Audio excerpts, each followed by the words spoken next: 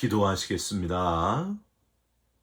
좋으신 하나님, 감사합니다. 또 새로운 하루를 선물로 주신 것을 감사드립니다.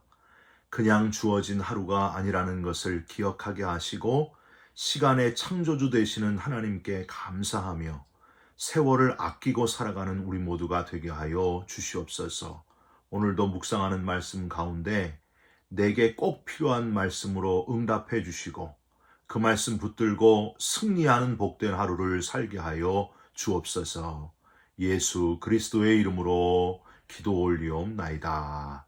아멘. 오늘 말씀은 데살로니가 후서 1장 1절부터 12절까지의 말씀입니다. 바울과 실로아노와 디모데는 하나님 우리 아버지와 주 예수 그리스도 안에 있는 데살로니가인의 교회에 편지하노니 하나님 아버지와 주 예수 그리스도로부터 은혜와 평강이 너희에게 있을지어다. 형제들아, 우리가 너희를 위하여 항상 하나님께 감사할지니 이것이 당연함은 너희의 믿음이 더욱 자라고 너희가 다 각기 서로 사랑함이 풍성함이니, 그러므로 너희가 견디고 있는 모든 박해와 환난 중에서 너희 인내와 믿음으로 말미암아 하나님의 여러 교회에서 우리가 친히 자랑하노라. 이는 하나님의 공의로운 심판의 표요 너희로 하여금 하나님의 나라에 합당한 자로 여김을 받게 하려 함이니, 그 나라를 위하여 너희가 또한 고난을 받느니라. 너희로 환난을 받게 하는 자들에게는 환난으로 갚으시고 환난을 받는 너희에게는 우리와 함께 안식으로 갚으시는 것이 하나님의 공이시니, 주 예수께서 자기의 능력의 천사들과 함께 하늘로부터 불꽃 가운데에 나타나실 때에 하나님을 모르는 자들과 우리 주 예수의 복음에 복종하지 않는 자들에게 형벌을 내리시리니, 이런 자들은 주의 얼굴과 그의 힘의 영광을 떠나 영원한 멸망의 형벌을 받으리로다. 그날에 그가 강림하사 그의 성도들에게서 영광을 받으시고 모든 믿는 자들에게서 놀랍게 여김을 얻으시리니, 이는 우리의 증거가 너희에게 믿어졌음이라. 이러므로 우리도 항상 너희를 위하여 기도함은 우리 하나님이 너희를 그 부르심에 합당한 자로 여기시고 모든 선을 기뻐함과 믿음의 역사를 능력으로 이루게 하시고, 우리 하나님과 주 예수 그리스도의 은혜대로 우리 주 예수의 이름이 너희 가운데서 영광을 받으시고 너희도 그 안에서 영광을 받게 하려 함이라. 아멘. 오늘은 데살로니가 후서 1장 1절부터 12절까지의 말씀으로 항상 기뻐하라, 쉬지 말고 기도하라, 범사에 감사하라 라는 제목의 말씀을 여러분과 함께 나누고 기도하는 시간을 갖겠습니다. 여러분, 항상 기뻐하라, 쉬지 말고 기도하라, 범사에 감사하라. 이 말씀은 어디에 쓰여 있을까요? 세 군데 쓰여져 있습니다. 첫 번째는 데살로니가전서 5장 16절에서 18절에 쓰여 있고요. 두 번째는 기독교 백화점 액자에 많이 쓰여져 있습니다. 그래서 식당이나 집에 액자로 많이 걸려 있습니다. 세 번째는 내가 죽거든 장송곡을 부르지 말고 나를 위해 영원한 삶이 예비되어 있으니 할렐루야 코러스를 불러주시오 라고 마지막 유언한 이화여대 총장님이었던 김환란 박사님, 그 묘비에 쓰여져 있는 구절이 바로 데살로니가전서 5장 16절에서 18절 항상 기뻐하라, 쉬지 말고 기도하라, 범사에 감사하라 라는 구절입니다. 얼마나 많은 사람들에게 사랑받는 성경 구절이기에 이렇게 여러 곳에 지금도 쓰여 있고 앞으로도 계속 많은 사람들에게 사랑받고 암송되고 있는 걸까요? 그 의미를 제대로 이해하려면 데살로니가 교회에 이 구절을 써서 편지로 보낸 바울의 마음을 이해하면서 이 구절을 사용해야 됩니다.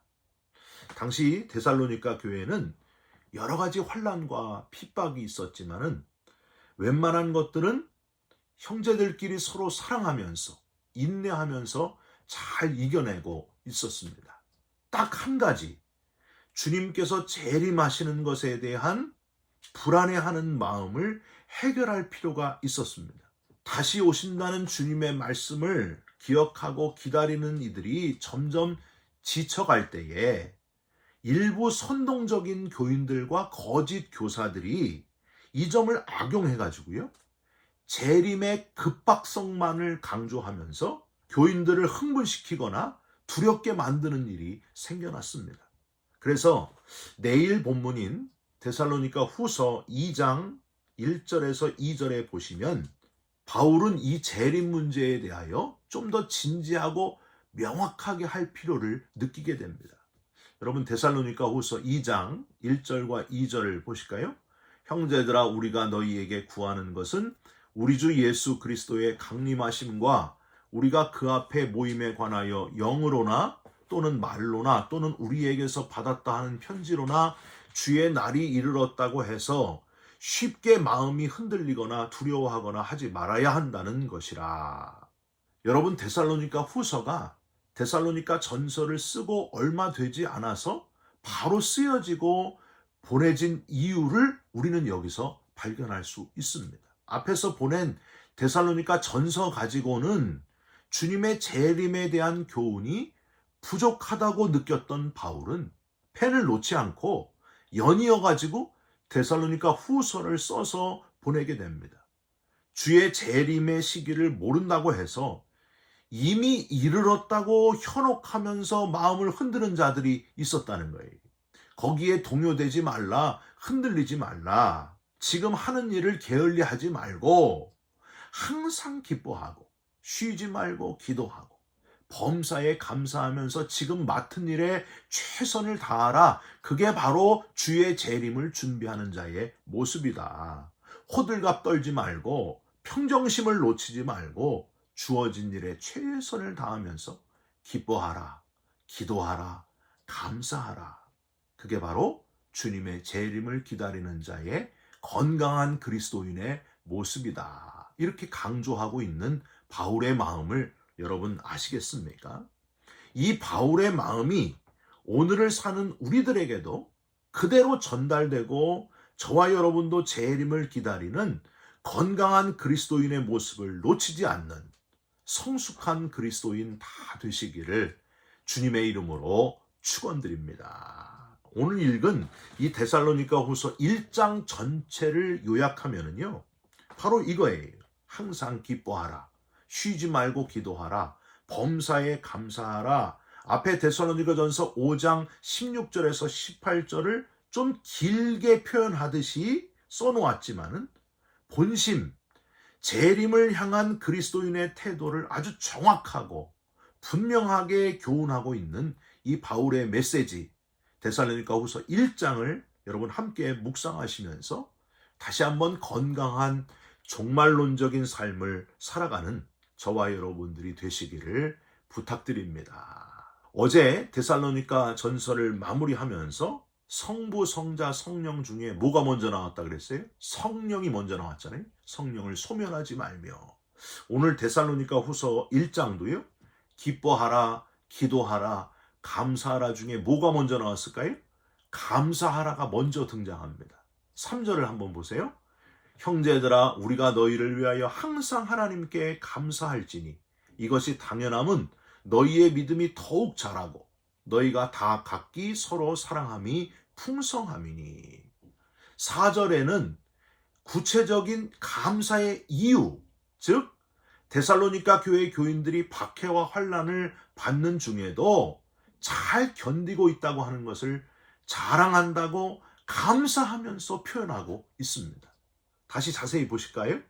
항상 하나님께 감사하는 이유가 뭐라고요? 믿음이 더욱 자라고 서로 사랑함이 풍성함이라고 하는 것. 여러분, 우리들이 하는 감사랑 이유가 좀 많이 다르지 않습니까? 우리는 자식이 좋은 대학 가야 감사하고, 병에서 나아야 감사하고, 사업이 잘 돼서 돈이 많이 벌려야 감사하는데, 바울은 주의 재림을 준비하는 자의 감사는 그게 아니라는 겁니다. 아무리 어려워도 믿음이 자라나는 것, 믿음이 성장하는 것을 감사하고 있고요. 서로 풍성하게 사랑하는 것을 감사하고 있습니다. 여러분, 제가 지난주에 이제 감사헌금을 드렸는데 이 말씀을 보고 너무 좀 부끄럽더라고요. 제 감사헌금의 속마음은 바울의 감사하고는 다르더라고요. 어떤 문제를 해결해 주신 것에 대한 감사만 드리고 있더라고요. 여러분, 목사라고 하면서, 담임 목사라고 하면서 교회를 대표해야 될 제가 드리는 감사가 아직도 이렇게 1차적인 감사 혹은 2차적인 감사밖에는 안 되는구나 하면서 좀 부끄러웠습니다. 여러분, 1차적인 감사가 있고 2차적인 감사가 있고 3차적인 감사가 있잖아요. 1차적인 감사는 뭡니까? if, 뭐뭐 하면, 하나님이 내 자식 잘 되게 해주시면, 하나님이 사업 잘 되게 해주시면, 이 병에서 낫게 해주시면 감사하겠습니다. 이게 1차적인 감사예요. 2차적인 감사는 because, 뭐뭐 해주셨기 때문에, 하나님이 내 자녀 시험 봤는데 좋은 성적 나왔기 때문에 감사, 병에서 좋아졌기 때문에 감사, 사업이 잘 돼서 돈이 풍성하게 벌렸기 때문에 감사, 이게 2차적인 감사라고 하는 거예요. 우리의 감사가 주로 1차적이나 2차적인 감사 아닙니까? 뭐뭐 해 주시면 하나님 감사하겠습니다. 혹은 뭐뭐 해 주셨기 때문에 하나님 감사합니다. 주로 그런 감사를 우리는 드리잖아요. 안 그래요? 그렇지 않습니까?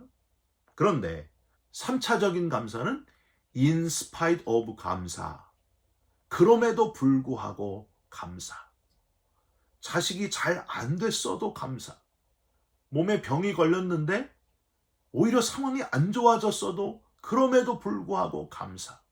사업을 했는데 사업이 잘 안 돼서 어려운 상황이 왔는데도 감사. 그럼에도 불구하고 감사.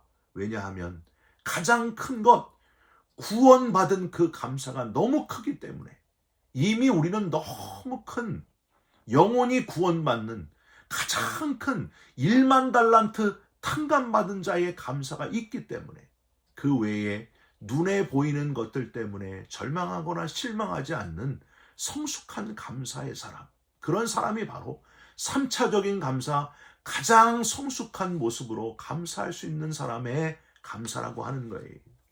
여러분, 혹시 내가 원하는 대로 이루어지지 않았을지라도 그럼에도 불구하고 하나님께 감사, 가장 큰 감사, 하나님이 나를 구원하신 것에 대한 감사를 잃어버리지 않는 성숙한 감사의 사람이 되시기를 주님의 이름으로 부탁드립니다. 두 번째는 기뻐하는 거예요. 기뻐하라. 절대적인 소망이 있으니, 변하지 않는 소망이 있으니 아무리 환난이 와도 기뻐하고 또 기뻐한다는 거예요. 할렐루야. 5절을 한번 보세요. 이는 하나님의 공의로운 심판의 표요 너희로 하여금 하나님의 나라에 합당한 자로 여김을 받게 하려 함이니 그 나라를 위하여 너희가 또한 고난을 받느니라. 즉, 지금 너희들이 고난을 받는데 너희가 잘못해서 뭔가 죄를 져서 받는 고난이 아니라 하나님의 나라에 합당한 자로 여김을 받기 위하여 너희가 지금 환난을 당하고 핍박을 당하고 고난을 받는 거다. 영원한 하나님 나라에 들어가는 거듭난 자이기 때문에 받는 당연한 고난이니, 7절, 환난을 받는 너희에게는 우리와 함께 안식으로 갚으시는 것이 하나님의 공이시니 주 예수께서 자기와 능력의 천사들과 함께 하늘로부터 불꽃 가운데에 나타나실 때에, 즉 우리와 함께 영원한 안식의 보상으로 갚으시는 것이 하나님의 공이시다. 지금의 고난을 견뎌내라. 곧 주 예수께서 능력의 천사들과 함께 하늘로부터 불꽃 가운데에 나타나실 그때에, 주의 재림의 때에, 그때가 오면 8절, 하나님을 모르는 자들과 우리 주 예수의 복음에 복종하지 않는 자들에게는 형벌을 내리시니 마지막 때에, 그때에야 분명히 알게 될 거다. 분명히 하나님의 심판이 있을 것이니 10절, 그날에 그가 강림하사 그의 성도들에게서 영광을 받으시고 모든 믿는 자들에게서 놀랍게 여김을 얻으시리니, 그날에, 마지막 그날에 환난과 핍박을 견디어낸 성도들에게서 영광을 받으시고 놀랍게 여김을 얻으실 주님. 여러분, 이런 날이 분명히 오게 될 것을 여러분 믿으십니까? 그날에는 악을 행한 자들이, 믿지 않는 자들은 결국에는 영원한 심판에 들어가고 만다는 거예요. 저와 여러분들은 영원한 심판에서 하나님이 구원해 주셔서 주와 함께 영원한 안식을 누리게 될 그날이 오고 있다는 거예요. 믿는 자는 분명히 그것을 보게 될 줄 믿습니다. 마지막으로 간절히 기도하라, 쉬지 말고 기도하라 하는 바울의 메시지를 볼 수 있습니다. 11절 12절 이러므로 우리도 항상 너희를 위하여 기도함은 우리 하나님이 너희를 그 부르심에 합당한 자로 여기시고 모든 선을 기뻐함과 믿음의 역사를 능력으로 이루게 하시고 우리 하나님과 주 예수 그리스도의 은혜대로 우리 주 예수의 이름이 너희 가운데서 영광을 받으시고 너희도 그 안에서 영광을 받게 하려 함이라.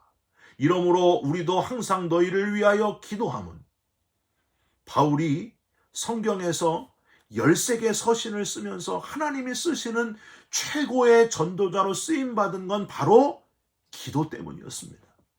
바울은 기도하는 사람이었습니다. 여러분, 많은 분들이 감리교 웨슬리 목사님은 주로 말 타고서 전도한 분이시다, 이렇게만 기억을 하고 있는데 사실은요, 이 웨슬리 목사님은 기도의 사람이었습니다. 웨슬리 목사님의 마룻바닥의 기도, 여러분 이거 들어보셨어요? 마룻바닥의 기도. 영국을 여행하던 한 목사님이 웨슬리 목사님의 집무실 책상을 가서 구경을 했습니다. 가보니까 그 마룻바닥에 구멍이 이렇게 2개가 뚫어져 있는 거예요. 그래서 가이드한테 물어봤습니다. 저건 뭔 구멍입니까? 그랬더니 가이드가 무슨 구멍이라고 생각하세요? 이렇게 오히려 반대로 질문을 하더래요. 글쎄요, 저거 혹시 쥐구멍입니까? 그랬더니 아닙니다. 웨슬리 목사님이 뜨겁게 기도한 기도의 흔적입니다. 얼마나 열심히 기도하셨던지, 얼마나 무릎으로 기도하셨던지 저렇게 쥐구멍처럼 보일 정도로 구멍이 뚫어졌습니다. 무릎 자국입니다. 무슨 구멍이냐고 물어본 목사님, 혹시 쥐구멍 아니냐고 대답한 목사님은 너무 창피해가지고 쥐구멍이라도 숨고 싶었다, 그런 이야기입니다. 사랑하는 성도 여러분, 기도해야 됩니다. 더 기도하시길 바랍니다. 웨슬리 목사님이 마룻바닥이 뚫어져라고 기도한 것처럼 우리 감리교 정신은 기도입니다. 기도로 승리하는, 기도로 하나님의 놀라운 일을 체험하는 저와 여러분들이 다 되시기를 주님의 이름으로 축원드립니다. 예수님도 감사하셨습니다. 항상 아버지 하나님께 감사하면서 병자들을 고치면서 수많은 사역을 하셨습니다. 예수님은 죽어가는 영혼들이 하나님 앞으로 나오는 것을 가장 기뻐하고 기뻐하셨습니다. 무엇보다도 겟세마네 동산에서 기도하시는 분, 땀방울이 핏방울이 될 정도로 열심히 기도하시는 분이 바로 예수님이셨습니다. 우리를 위해서 지금도 중보 기도하시는 분은 바로 예수님이십니다. 마지막 주의 재림의 때를 준비하시면서 항상 기뻐하고 쉬지 말고 기도하고 열심히 범사에 감사하시면서 주의 재림을 준비하는 종말론적인 삶을 살아가는 저와 여러분들이 다 되시기를 주님의 이름으로 축원드립니다. 기도하겠습니다. 하나님, 바울은 주의 재림의 지연으로 흔들리는 데살로니가 교회에 급히 다시 편지하면서 주의 재림을 항상 기뻐하고 쉬지 말고 기도하고 범사에 감사하면서 준비하라고 권면했습니다. 우리도 주의 재림을 준비하면서 살고 있다는 사실을 다시 기억하게 하시고 항상 기뻐하고 쉬지 말고 기도하고 범사에 감사하는 자로 그렇게 살아가게 하여 주시옵소서. 예수 그리스도의 이름으로 기도 올리옵나이다. 아멘. 하늘에 계신 우리 아버지여, 이름이 거룩히 여김을 받으시오며 나라가 임하옵시며 뜻이 하늘에서 이룬 것 같이 땅에서도 이루어지이다. 오늘 우리에게 일용할 양식을 주옵시고 우리가 우리에게 죄진 자를 사하여 준 것 같이 우리 죄를 사하여 주옵시고 우리를 시험에 들게 하지 마옵시고 다만 악에서 구하옵소서. 나라와 권세와 영광이 아버지께 영원히 있사옵나이다. 아멘. 사랑하는 성도 여러분, 오늘 밤에 주님이 재림하신다고 해도 항상 기뻐하고 쉬지 말고 기도하고 범사에 감사하면서 잘 준비하고 있는 저와 여러분들이 되시기를 부탁드립니다. 여러분 사랑합니다. 축복합니다. 감사합니다.